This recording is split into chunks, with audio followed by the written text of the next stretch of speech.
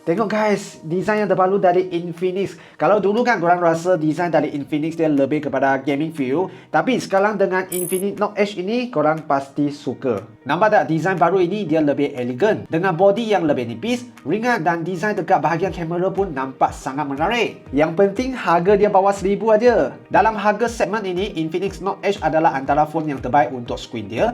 Datang dengan 6.78 inci AMOLED, 1.5K Ultra Clear 3D Curved Display. Paparan dia semua nampak lebih sharp dan vivid. Bezel dia pun cukup narrow, so overall visual experience lebih puas hati. Dan bagi sesiapa yang selalu jalan dekat luar, dua poin yang sangat penting untuk korang. Yang pertama, peak brightness dia 4500 nits, so screen tetap boleh nampak dengan jelas walaupun dekat outdoor. Yang kedua, dia memang tahan asap. Screen dia guna Corning Gorilla Glass 7i dan ada IP65 dust and water resistant. Slogan dia, Wear Elegant Meets Power. Dengan desain luar yang elegan, semestinya kena tambah dengan chipset yang powerful. Dikuasai oleh MediaTek Dimensity 7100 5G. Menjadinya phone ini adalah phone yang pertama di dunia menggunakan chipset yang terbaru ini. Antutu scrolling dia boleh capai around 800,000. Segala kerja harian, multitasking ataupun gaming memang lancar. Lagi power, walaupun dia cukup nipis, tapi Infinix mampu sumbatkan bateri yang sebesar 6500 mAh.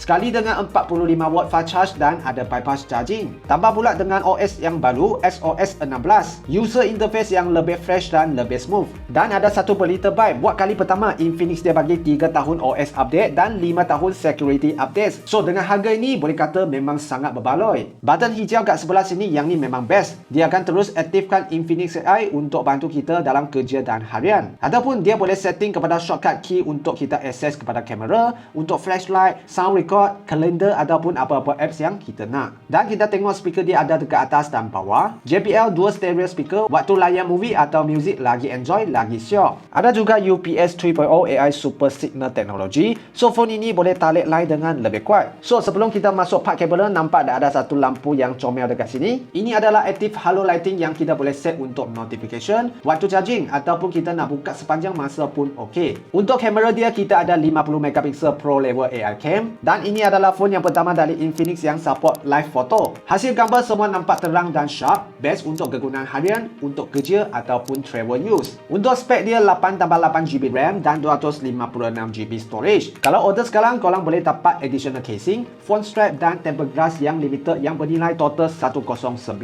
So yang berminat boleh order sekarang dalam TikTok Shop Infinix Malaysia ataupun Infinix Brand Store untuk dapatkan tawaran yang menarik ini. Dan kalau ada soalan, komen di ruang komen.